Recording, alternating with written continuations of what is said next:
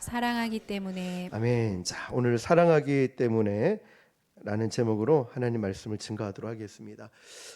여러분, 2024년도 마지막 주일을 우리는 보내고 있습니다. 벌써 2024년도가 다 지나가고 이제 며칠 남지 않았죠. 그러면 2025년도가 시작되면은 안타깝게도 나이가 또 한 살 더 먹게 됩니다. 세월이 얼마나 빠르게 지나가는지 모릅니다. 그런데 오늘 우리가 이 말씀, 이 마지막 주에 제가 꼭 우리가 또 점검해 봐야 될 부분이 있는 것 같습니다. 나는 분명히 예수님을 믿고 있는데 예수님을 믿고 나서 내 삶에 과연 변화가 있었는가라는 질문입니다. 예수님을 믿고 한 해 동안 2024년도를 보내왔는데 내 삶에 예수님 때문에 변화된 것이 있을까라는 부분이죠.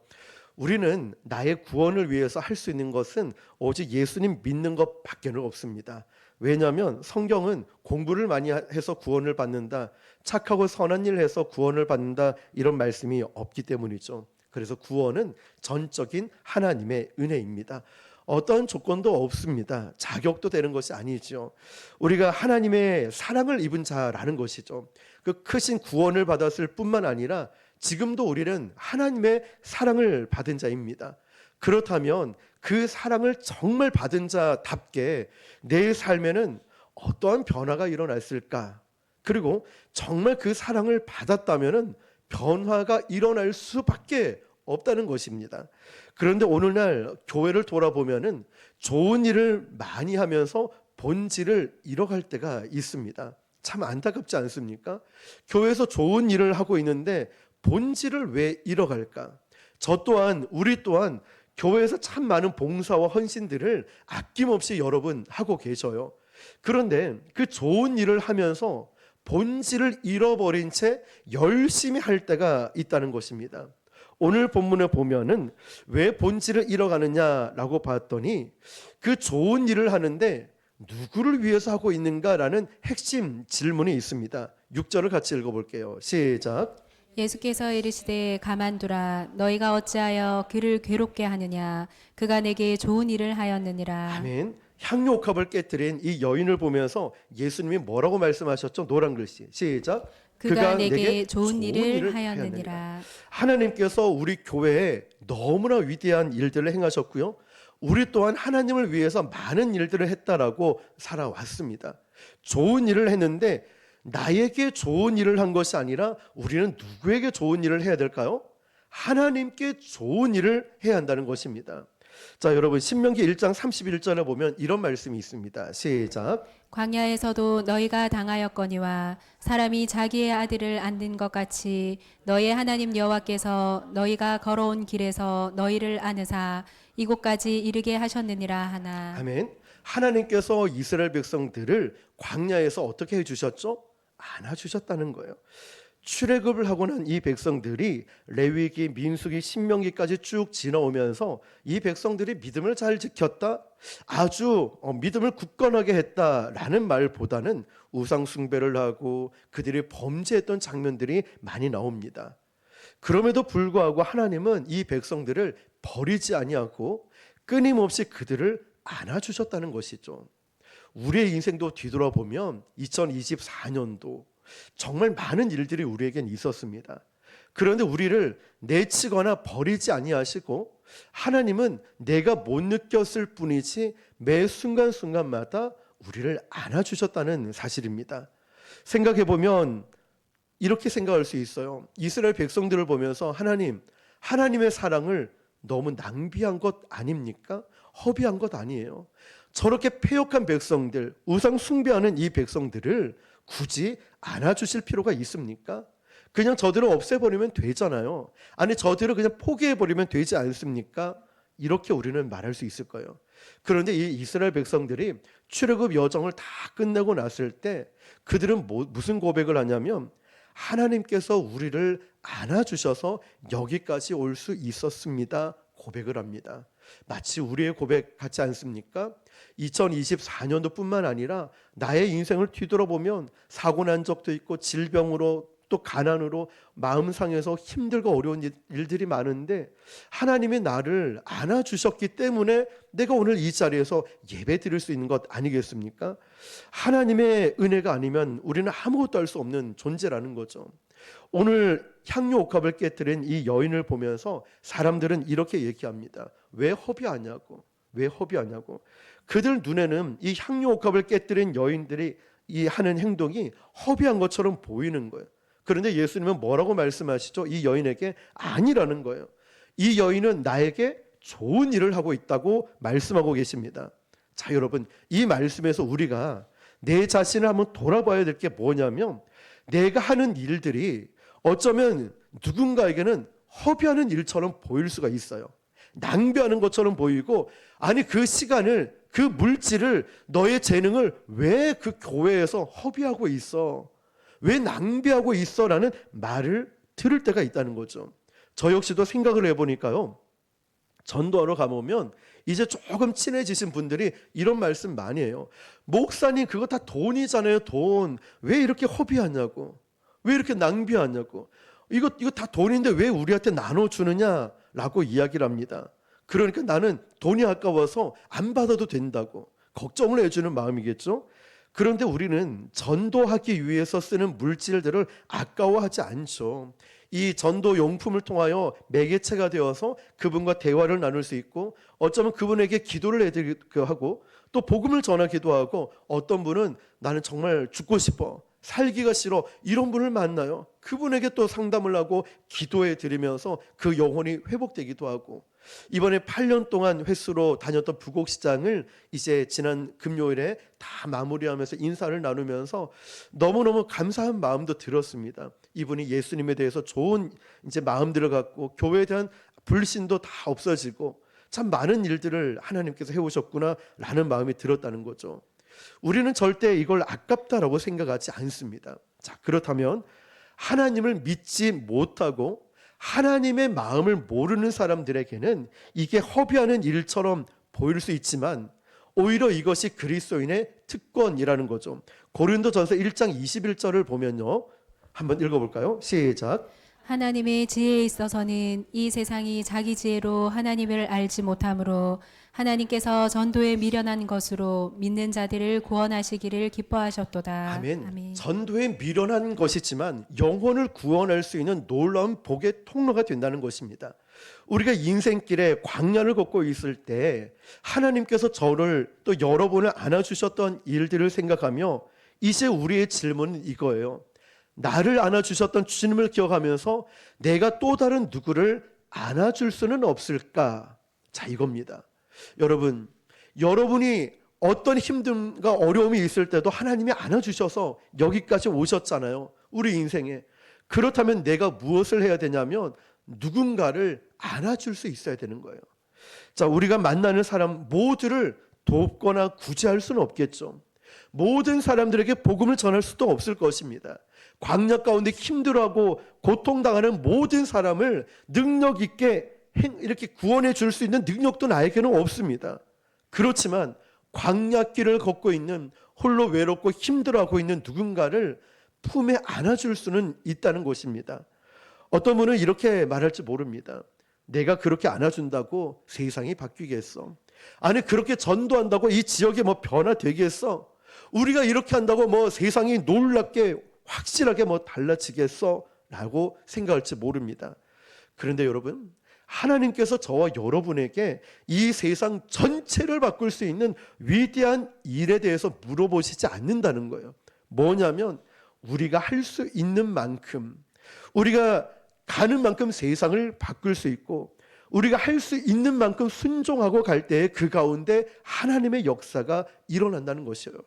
하나님은 우리 전체를 바꾸라는 이렇게 물어보시는 것이 아니라 네가 서 있는 곳이 거룩한 땅이니 네가 품을 수 있는 만큼 품고 복음을 전하라고 말씀하시는 것입니다. 오늘 향유 옥합을 깨뜨렸던 이 여인은 주님을 사랑했던 마음이 어떤 마음이었을까요? 우리 4절 5절을 읽어볼게요. 시작.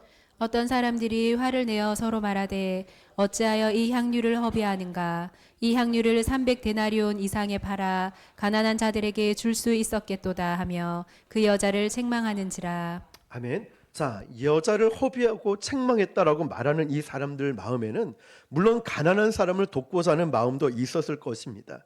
그렇지만 이 사람들은 이 여인을 바라보며 왜 허비하냐고, 또 어떤 사람은 왜 이 여인을 책망하고 있고, 또 한 가지는 이 여인의 입장에서는 왜 예수님께 이런 행동을 할 수밖에 없었을까를 우리가 한번 보자고요. 우리가 누군가를 사랑하게 되면 내 삶의 초점이 나에게서 너에게로 변화가 됩니다. 누군가를 사랑하게 되면 말이죠. 그리고 누군가를 좋아하고 사랑하게 되면은 그 사람이 좋아하는 것을 해주고 싶어지고요. 그 사람을 사랑하게 되면은 그 사람에 대해서 더욱더 알고 싶어집니다. 여러분 한번 생각을 해보세요. 내가 사랑했던 기억을 한번 떠올려 보십시오. 그러면 나보다는 너라는 사람, 그리고 그 사람이 좋아하는 것을 해주고 싶고 그 사람에 대해서 알고 싶어진다는 거예요. 자, 이 말씀을 그대로 우리 주님께로 대입을 해보면, 내가 정말 주님을 사랑한다면 주님이 원하시는 일을 하게 되어 있어요. 내가 주님을 정말 사랑한다면 주님에 대해서 더 알고 싶어집니다. 내가 정말 주님을 사랑하게 되면 그 주님 사랑하는 일 때문에, 그 일을 하기 때문에 나에 대해서는 조금 소홀해질 수도 있습니다. 우리가 영적으로 충만해질 때를 생각해 보십시오. 이런 마음 있지 않았습니까? 주님, 제가 예수님 때문에 핍박을 당해도, 예수님 때문에 고난을 당해도 저는 괜찮습니다. 능히 이길 수 있습니다. 주님의 기쁨이 되고 주님이 원하신다면 나는 주님을 위해서 세상에서 어떤 욕을 들어도, 어떤 비난을 들어도 괜찮습니다. 주님, 이런 마음이 있지 않았습니까? 담대함, 자신감이 우리에게 분명히 있었습니다. 종종 은혜 충만한 이런 나의 모습, 이런 모습을 보면서 어떤 사람들은 이해하지 못한다는 거예요. 너만 유별나게 왜 그렇게 예수를 믿냐고, 너만 유별나게 왜 교회에서 그렇게 헌신하고 봉사하냐고, 이런 얘기 듣지 않았습니까? 근데 여러분, 향유옥합을 깨뜨린 이 여인이 똑같은 얘기를 들은 거예요. 어떤 사람이 화를 내어서 서로 말하되 라고 되어 있죠. 이 여인의 헌신, 이 여인의 주님 사랑하는 모습을 보고 옆에 있는 사람이 화를 내면서 얘기를 하는 거예요. 이게 무슨 말일까요? 예수님을 사랑해서 하는 행동을 예수님을 사랑하지 않는 사람은 이해할 수 없다는 거예요. 어찌 이해할 수 있겠습니까? 예수님 사랑해서 새벽기도 나오고 저녁에도 기도하고 헌신하고 전도하고 막 교회 일들을 도맡아서 하는 이 사랑해서 하는 헌신들을 예수님을 사랑하지 않는 사람이 어찌 이해하겠습니까? 우리가 전도하러 나가도 허비한다, 낭비한다, 우리의 속마음을 모르니까 이해를 하지 못하는 것처럼 말이죠. 그렇다면 질문이에요, 여러분. 지금 여러분의 삶에서, 나의 삶에서 예수님 사랑하기 때문에 하는 행동이 있을 거예요. 무언가가 있을 거예요. 그런데 예수님 사랑해서 하는 행동 때문에 예수님 사랑하지 않는 사람이 나를 향해서 당신 왜 그래? 왜 이렇게 열심히 하는 거야? 왜 이렇게 낭비하는 거야? 이런 말 들은 적이 있습니까? 요 근래에 이런 말 들은 적이 있습니까? 우리는 주님 사랑하는 마음으로 봉사하고 헌신하고 매 시간 예배 드리고 믿음으로 살려고 절대로 세상과 타협하지 않고 있을 때, 세상 사람들이 아이고 괜찮아 대충 해, 너무 열심히 하지 마, 왜 굳이 교회에서 너만 유별나게 사람이 너밖에 없냐고, 이런 얘기 들은 적이 있습니까? 이런 얘기 말이죠. 우리가 이런 얘기를 듣지 못해서 사람들 눈치를 보고 환경에 내 마음이 빼앗겨서 내 신앙이, 내 마음이 차가워지지는 않았습니까? 냉랭해지지는 않았습니까? 오늘 말씀을 보니 향유옥합을 깨뜨린 이 여인이요, 잔치의 자리에 왔을 때 이 여인은 사람들이 뭐라 하든 그는 개의치 않았습니다. 그저 예수님 발 앞에 와서 엎드려서 눈물을 흘리면서 자기 머리카락으로 예수님 발을 씻기고 있는 거예요. 아주 돌출된 행동이지 않았습니까? 그렇지만 이 여인은요, 다른 사람들이 화를 내든 뭐 책망을 하든 이거 신경 쓸 겨를이 없는 거예요. 주님밖에 안 보였습니다. 그 마음에는 사람들이 어떤 말을 하든 어떤 행동을 하든 이거 신경 쓰이지 않고요, 이 여인은 오직 주님께만 집중이 되어 있었습니다. 우리 가슴이 뜨거울 때, 사랑 때문에 주님을 향한 사랑 때문에 하는 행동들이 가슴이 차가운 사람들이 나를 봤을 때 이해를 못하는 거예요. 예를 들면 이렇죠. 뜨겁게 연애하는 이 남자 여자를 보면은 다른 사람 눈에 보이지가 않습니다. 그저 그 사람만 눈에 보이는 거예요. 근데 그때가 가장 행복한 때 아니었습니까? 기억 좀 해보세요. 사랑했을 때 좀 그 사랑할 때 있지 않습니까? 어떤 뭐 언제든 왜 이렇게 딴 얘기하는 것처럼 자꾸 이렇게 언제 그랬냐 이렇게 보지 마시고 사랑할 때 보면은 마음이 뜨거워졌다고요. 그 사람밖에 안 보였다고요. 근데 중요한 건 그때가 가장 행복할 때였다는 거예요. 우리가 예수님을 믿으면서도요, 예수님만 보이고 예수님 때문에 행복하고 예수님 때문에 내가 어떤 말을 들어도 그때가 가장 행복할 때였다는 거예요. 저는 이게 과거가 아니길 바랍니다. 지금 이 순간에도 여러분 주님을 뜨겁게 사랑하시는 분이신 줄 믿습니다. 베드로전서 4장 11절입니다. 시작. 만일 누가 말하려면 하나님의 말씀을 하는 것 같이 하고 누가 봉사하려면 하나님이 공급하시는 힘으로 하는 것 같이 하라. 이는 범사의 예수 그리스도를 말미암아 하나님이 영광을 받으시게 하려 함이니 그에게 영광과 권능이 세세 무궁하도록 있느니라. 아멘. 아멘. 자, 여러분, 우리가 예수님을 사랑하고 예수님의 영광만 드러내고 또 예수님을 드러나는 삶을 살아갈 때 어떤 사람들은 참 무의미하다, 교회 다니는 거 참 재미없겠다라고 말할지도 모릅니다. 그런데 우리가 주님을 사랑하고 주님의 사랑이 느껴졌을 때는 이것처럼 행복한 일이 없다는 거예요. 내가 주님의 영광을 위해 살아갈 수 있다는 것, 힘이 있고 물질이 있고 또 할 수 있는 마음이 있고 내가 주를 위해 살아갈 수 있다는 이것이 또한 하나님이 나를 쓰신다는 사실이 너무너무 감사하다는 거예요. 언제 깨닫느냐? 내가 주님의 사랑이 느껴졌을 때, 주님의 사랑이 그 감격이 있을 때 이게 느껴진다는 거죠. 사랑한다는 증거가 뭘까요? 사랑한다는 증거는 내가 그 사람을 의식하기 시작할 때라는 거예요. 내가 그 사람을 의식하기 시작하면 내가 사랑한다는 걸 알 수 있어요. 왜냐하면 사랑의 가장 큰 특징은 상대방을 의식할 때였거든요. 오늘 여러분 예배를 드리면서 이런 결심하고 오신 분이 계십니까? 나는 오늘 절대 은혜 안 받아야지. 나는 오늘 절대로 순종 안 해야지. 나는 절대 말씀 안 듣고 몰라 이런 마음으로 오신 분이 계십니까? 없지요. 다 말씀대로 살고 또 순종하고 은혜 받기 위해서 오셨는데, 그런데 우리의 삶에 왜 불순종이 드러날까? 한번 생각해 보세요. 아니, 나는 불순종할 마음이 없는데 왜 예배 끝나고 내 삶을 뒤돌아보니 왜 불순종하고 교만하고 내가 이렇게 살아갈까? 라는 생각이죠. 이유가 뭘까요? 하나님을 사랑한다라고 고백은 하면서 하나님을 의식하지 않아서 그래요. 나의 삶에서 하나님을 무시하고 내가 내 방법으로 사랑하는 거예요. 그런데 요한복음 14장 15절 보면 너희가 나를 사랑하면 나의 계명을 지키느니라. 아멘. 이 말씀이 어떻게 느껴지십니까, 여러분? 내가 하나님 말씀에 순종하지 않고 하나님 말씀을 지키지 않고 살았다면 내가 하나님을 사랑하지 않고 있구나. 아니, 나는 하나님을 사랑한다고 고백을 하고 찬양으로도 고백하고 늘 하나님 사랑한다 고백을 했는데 알고 봤더니 내가 하나님을 의식하지 않고 있었다는 거예요. 하나님을 사랑한다면 우리의 목표는 하나님의 음성을 들어야 됩니다.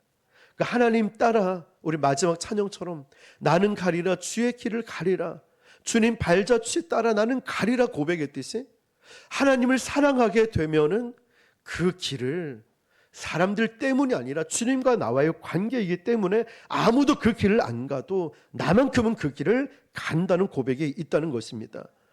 우리가 종종 대화를 하다 보면 이런 사람이 있죠. 저 사람하고는 대화가 안 통해. 이유가 뭘까요?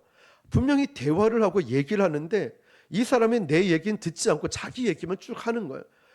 그러니까 내 얘기는 하나도 그냥 벽하고 얘기하는 것 같아요. 벽하고. 이 사람도 얘기하고 나도 얘기하니까 자기 얘기하다 끝나버려요. 대화가 안 통하는 거예요. 서로 자기 얘기만 하니까. 지극히 이기적인 아이들이 이런 모습이죠. 엄마 아빠가 얘기해도 안 들어. 그냥 자기 얘기만 하는 거예요. 해달라고. 지극히 이기적인 어른도 마찬가지예요. 남을 배려하지 않고 내 얘기만 자꾸만 하는 거예요. 여러분, 우리가 크리스천으로 살아가면서도 내 얘기만 하나님께 자꾸만 말씀드리고 기도할 때도 내 얘기만 하고 하나님의 음성을 들으려 하지 않는다는 거예요. 이기적인 마음들이 우리 안에 있다는 것이죠. 하나님을 사랑한다고 하는데 내 삶에 더 좋은 게 보이면 하나님 음성을 듣지 않아요. 그러니까 요즘은 식사 시간에 기도할 때 잘 빠져먹는 이유가 뭐냐면, 식사하기 전에 우리 핸드폰 사진 찍잖아요. 이거 찍다 보면 기도할 것도 잊어버려요. 그러니까 이게 기도처럼 막 인식이 돼버려요. 더 좋은 것들이 자꾸 눈에 보이기 시작하니까 하나님의 음성이 우리에게 들리지 않는 거예요. 찬양할 때도, 말씀을 들을 때도, 기도할 때에도, 묵상을 할 때에도 내 얘기만 하는 것이 아니라 하나님 생각은 어떻습니까? 하나님의 마음은 어떻습니까? 한번 조용히 잠잠히 묵상하는 기도도 필요하지 않을까요? 물론 계속 묵상만 하면 안 되겠지만, 묵상하고 또 부르짖고 기도할 때도 있어야 되겠지만, 하나님의 음성을 듣는 시간들을 내가 좀 가져봐야 되지 않을까요? 대부분 어떤 분들은 나는 하나님을 의식합니다 라고 이야기하시는 분이 계셔요. 물어보면 언제 하나님을 의식합니까? 라고 물어보면 내 인생에서 가장 중요한 일이, 중요한 결정을 해야 될 때 저는 하나님을 의식합니다 라고 이야기를 합니다. 그러나 진짜 하나님을 의식하며 살아가는 사람들은 그렇게 하는 게 아니에요. 특별하고 중요한 일이 있을 때만 하나님을 의식하는 것이 아닙니다. 예를 들면 이거예요. 부부관계에서 어떤 부부관계가 깨어지는 일들을 보면 마치 어떤 중요한 사건이 일어나서 문제가 있어서 부부관계가 깨졌다라고 생각하지만 실제로 들여다보면 그게 아니었습니다. 일상적인 사소한 말 한마디, 사소한 대화 가운데, 사소한 일들 가운데 부부가 신뢰가 깨어졌을 때 어떤 문제가 터지면 이게 촉발됐을 뿐이지, 실제로 이 관계가 깨진 거는 사소한 말, 대화, 사소한 일 때문에 관계가 깨졌다는 것이에요. 일상적인 말, 일상적인 행동에 대한 문제였습니다. 자, 그렇다면 우리가 하나님을 의식합니다 라고 말할 때 특별한 사건, 특별한 문제, 기도 제목 때만 이야기를 하는 것이 아니라 우리의 일상을 말하고 있는 겁니다. 나의 평범한 일상을 이야기하는 거예요. 내가 이 평범하고 아무 일 없는 나의 삶에서 내가 하나님을 의식하고 있는가, 이게 중요한 이야기를 하고 있는 것이죠. 요한복음 14장 23절입니다. 시작. 예수께서 대답하여 이르시되 사람이 나를 사랑하면 내 말을 지키리니 내 아버지께서 그를 사랑하실 것이요 우리가 그에게 가서 거처를 그와 함께 하리라. 아멘. 여러분, 이처럼 사랑이라는 것은 인격적이고 관계적인 것입니다. 특별할 때만, 문제가 생겼을 때만이 관계가 유지되는 것이 아니라 매 순간순간마다 나의 삶에서 평범한 나의 일상 가운데 하나님과 나와의 관계가 유지가 되고 이어져야 한다는 것입니다. 우리가 주님을 최고로 사랑할 때 그 사랑 때문에 하나님과 나와의 인격적인 관계가 만들어집니다. 하나님을 믿고 하나님을 사랑한다라고 말은 하면서도 반쪽짜리 사랑이 될 수가 있어요. 하나님에 대한 기대감이 사라져요. 하나님은 이거 못하실 거예요. 내 일상생활에 하나님을 전혀 의식하지 않아요. 또한 하나님 때문에 내 가슴이 설레지가 않아요. 예배에 와도, 찬양을 해도, 기도를 해도 무의미하다, 응답도 안 될 건데 내가 지금 왜 교회를 다니는지조차도 인식을 못하고 있어요. 그렇다면 우리가 점검해 봐야 될 것이 하나님이 안 계신 것이 아니라 내가 지금 어떠한 일들로 하나님에 대한 사랑이 조금 식어져 있구나, 이걸 점검해 봐야 돼요. 이렇다고 식어진 채로 내버려두면 안 되겠죠. 이것을 끌어올려야죠. 다시금 회복하기 위해서 나의 열심과 노력이 필요하다는 것입니다. 향료컵을 깨뜨렸던 이 여인이 이야기가요, 마태, 마가, 누가, 요한복음에도 등장을 합니다. 마태, 마가, 누가, 요한을 들어서 공간복음이라 하고 또 이것을 평행본문이라고도 합니다. 뭐냐면 마태복음에 있던 내용이 마가복음에도 동일하게 나와 있거든요. 그래서 평행본문이라고 하는데요. 누가복음 7장 37절에 보니까 이 여인에 대해서 그 동네에 죄를 지은 한 여자가 있어.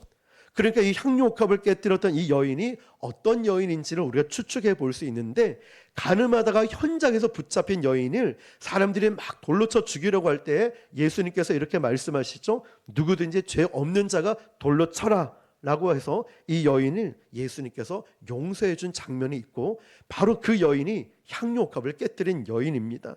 이 여인은 예수님의 은혜와 사랑에 너무너무 감사해서 향유옥합을 예수님 앞에 깨뜨렸습니다. 그래서 너무나 큰 용서와 은혜를 받은 여인이 바로 오늘 주인공인 이 여인입니다. 그런데 이 여인이 누가복음 7장 47절에 뭐라고 기록하고 있냐면, 같이 읽어볼게요. 시작. 이러므로 내가 내게 말하노니 그의 많은 죄가 사하여졌도다. 이는 그의 사랑함이 많음이라. 사함을 받은 일이 적은 자는 적게 사랑하느니라. 아멘. 노란 글씨만 한 번 더요. 시작. 그의 많은 죄가 사하여졌도다. 이는 그의 사랑함이 많음이라. 아멘. 중요한 부분입니다. 영어 성경에 보니까 이는 그 사함이 많다, 이 부분과 사랑함이 많다라는 부분을 이렇게 해석을 합니다. 그녀의 많은 죄가 용서받았다. 그런데 그 이유가 뭐냐면 그녀가 예수님을 많이 사랑했기 때문에 이 여인이 용서를 받았다 기록합니다. 이해가 되십니까? 아니, 여인이 용서를 받았기 때문에 예수님을 사랑한 것이 아니라 예수님을 많이 사랑했기 때문에 용서를 받았대요. 이것은 교리적으로 보면 말이 안 되는 이야기거든요. 앞서 서두에 나누었듯이 구원은 하나님께서 우리에게 주시는 선물이거든요. 죄 용서도 하나님께서 우리에게 하시는 부분이지 내가 할 수 있는 부분이 아니라는 거예요. 그런데 예수님을 많이 사랑했기 때문에 용서를 받았다는 게 말이 안 되는 거예요. 우리가 구원받고 용서받는 건 내 공로가 아니기 때문이죠. 하나님의 사랑으로 용서를 받았는데 이건 교리적으로 말이 안 되는 부분이에요. 그런데 예수님께서 왜 이렇게 말씀하셨을까 의도를 살펴보니까 이 여인이, 향유옥합을 깨뜨렸던 이 여인이 예수님을 많이 사랑했기 때문에 많은 용서를 받았다는 게 이해가 되는 겁니다. 무슨 말이냐면 예수님을 많이 사랑하다 보니까 예수님이 나에게 주신 은혜가 깨달아졌다는 거예요. 예수님을 최고로 사랑하다 보니까 그 사랑 때문에 내가 그 받은 사랑이 느껴지는 거예요. 알아지는 거예요. 아, 내가 이렇게 큰 사랑을 받았구나. 내가 이렇게 큰 은혜를 받았구나. 이 여인이 예수님을 사랑하는 만큼 이 여인에게는 큰 용서가 깨달아졌다는 거예요.